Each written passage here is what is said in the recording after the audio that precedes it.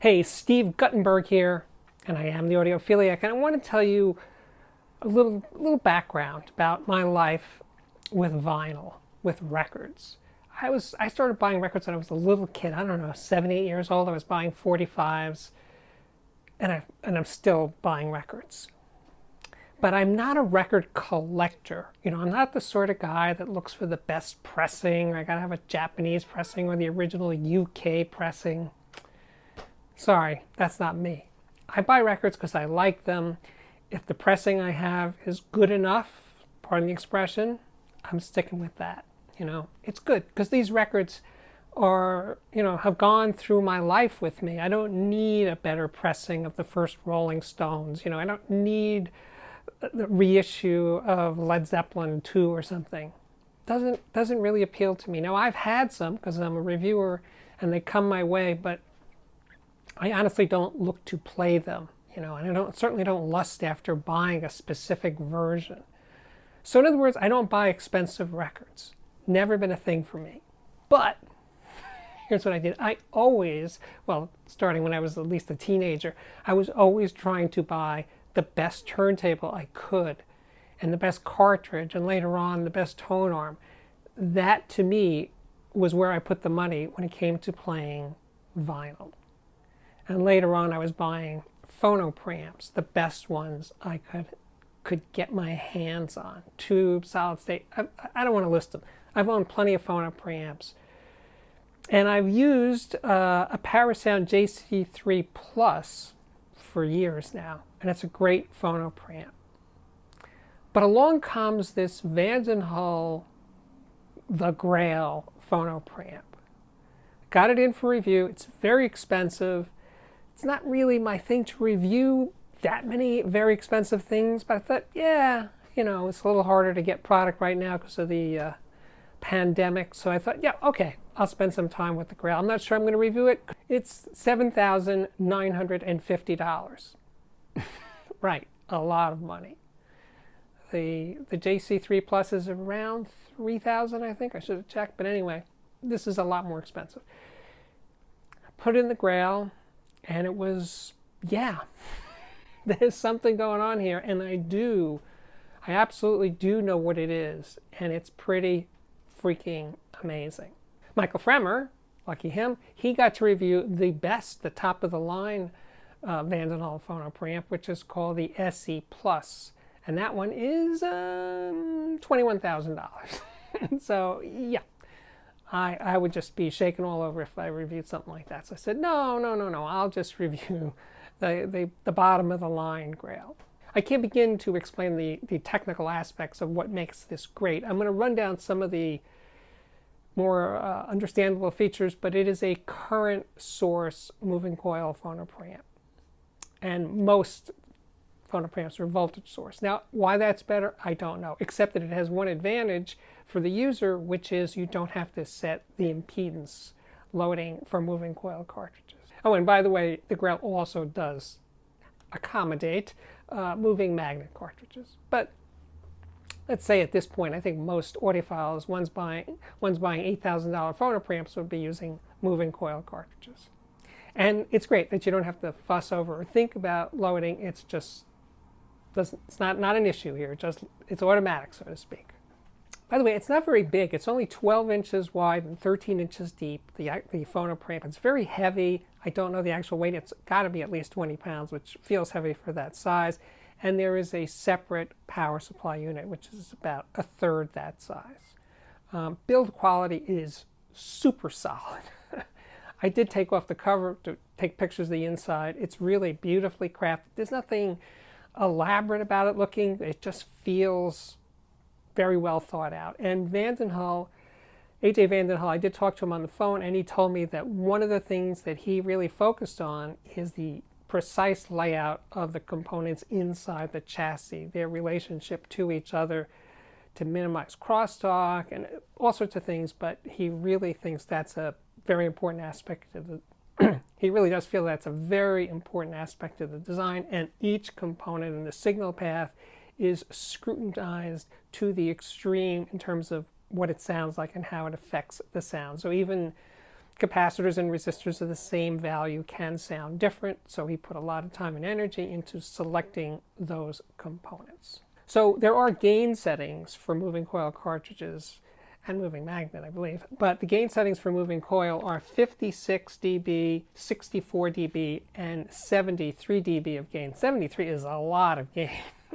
I wound up using it at 56. Normally I would be a little higher than that, but 56 in this case had plenty of gain for my system. A.J. Vandenhul has been working on this design and it's evolved over the years. It's a DC coupled design. There's no capacitors in the signal path. It's all inductors and resistors. It's its own thing. It's a very simple looking device. It's a very simple device to use as you hook up the cables to it and you're kind of done. The feet in it are specially designed to isolate it. Like I said, it feels completely inert. It is one of the most solid feeling components I've ever touched. I've ever had the pleasure of inserting into my system. It just sits there. It doesn't, I like that you don't have to do anything with it. It just works. I'm going to give you a bunch of examples of what this thing sounded like, but I guess I should start with this. Now this record, as you can see, cost $1.99. Again, I'm not fussy about pressings, but this record, which has got to be at least 45 years old, I was surprised first about how quiet it was. I mean, I just felt that I was hearing deep into the mix, into the sound, into the acoustics of the room that the musicians were playing this piece in. The bass drum, there's a bass drum in The Soldier's Tale that had this tactile precision, this definition that was absolutely extraordinary. And I've played this record a lot. I've owned it at least 10, 15 years. This pressing is old though. And I was shaking my head thinking, really? Wow. It was just one of those, the bass drum was huge, the string tone was fantastic, extraordinary. I was on to something. I knew this was one of the first records I played, and I knew that the Grail was taking me places. That was the whole idea. That's what makes vinyl great, is these recordings that are half century old contain so much information.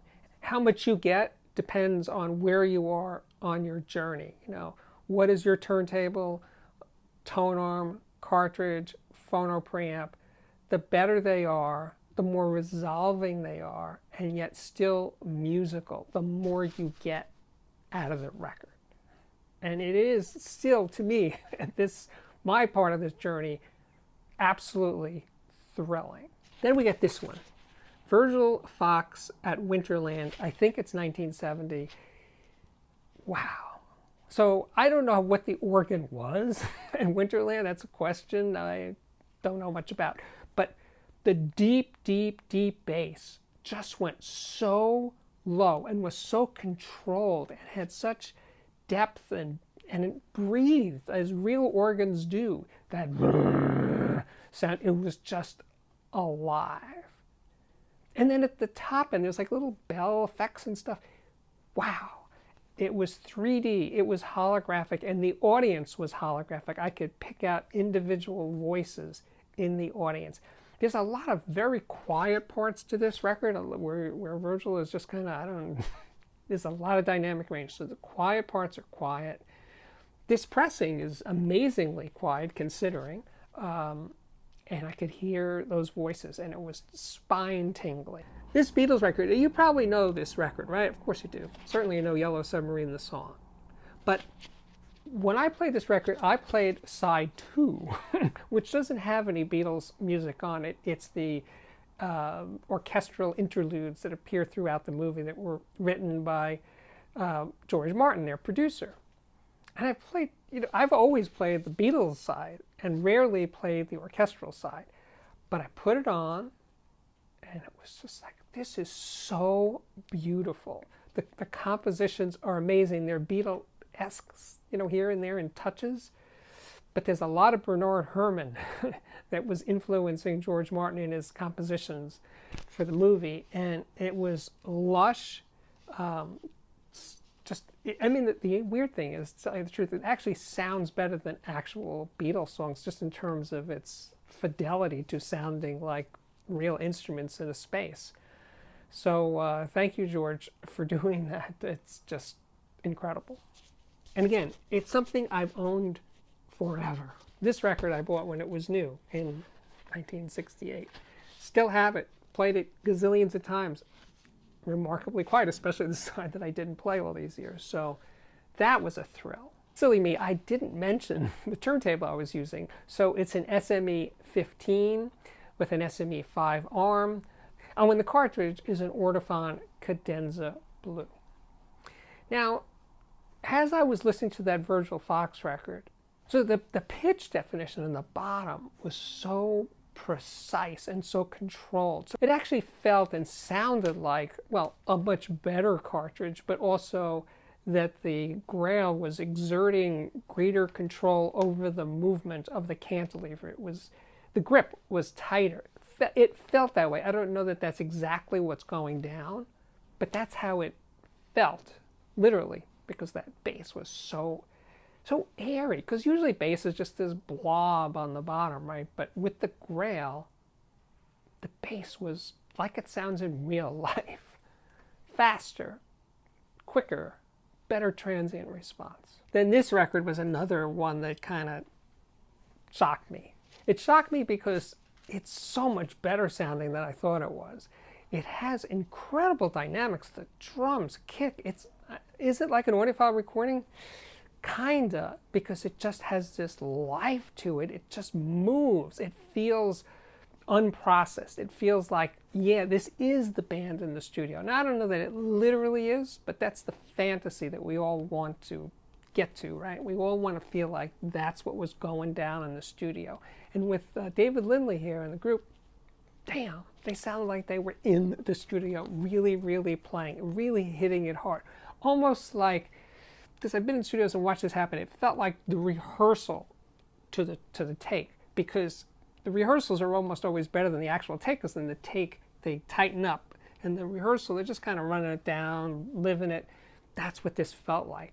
That's what makes records at their best. And I'm not saying all records sound great. I'm just saying, hey, these are the records that I've chosen over my lifetime, so they have to have some meaning to me at some point. Some of them I forget about because I have so many of them. But yeah, so this one is a keeper, and I'm going to be playing it a lot more over the coming years because it's good. I just want to say a little bit about the Parasound JC3 Plus. Now that's been my reference for a few years now. It's a great phono preamp. It's got great tone. It's sweet. It makes records sound really nice, very, very engaging.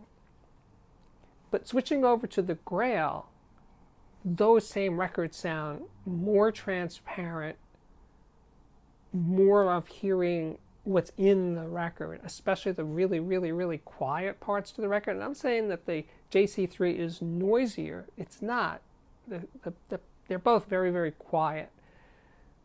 But the Grail just pulled more out of it, more ambience, more air, more speed, and that bass definition from the organ and from bass guitars was just at another level. Now it's more than twice the price of the JC3. If you're heavy into vinyl, you got a lot of records. This is your life's journey of collecting records and amassing a collection, let's put it that way. And you can afford something like this. It's absolutely worth it. So that's it. I think my work here is done. My name is Steve Guttenberg. This is the Audiophiliac Daily Show. If you dig it, please subscribe to this channel. When you feel these reviews and videos are worth it, give them a thumbs up. I would really appreciate it. Comment. You guys are not commenting as much as you used to. Give me some more comments. But if you like what I do, hey, there's a lot more here. Check out the playlist for speaker reviews and headphone reviews and music reviews and all kinds of cool things. Lots of interviews. Lots to watch. Don't go away so quick. You can follow me on Twitter at AudiophiliacMan, on Instagram at steve.guttenberg. Best of all, by far, is the Patreon at patreon.com/audiophiliac. But now, by popular demand. There is a link to that directly below in the description box. That's it. So thank you so much for watching, and I really do hope to see you back here again very, very soon. Bye-bye.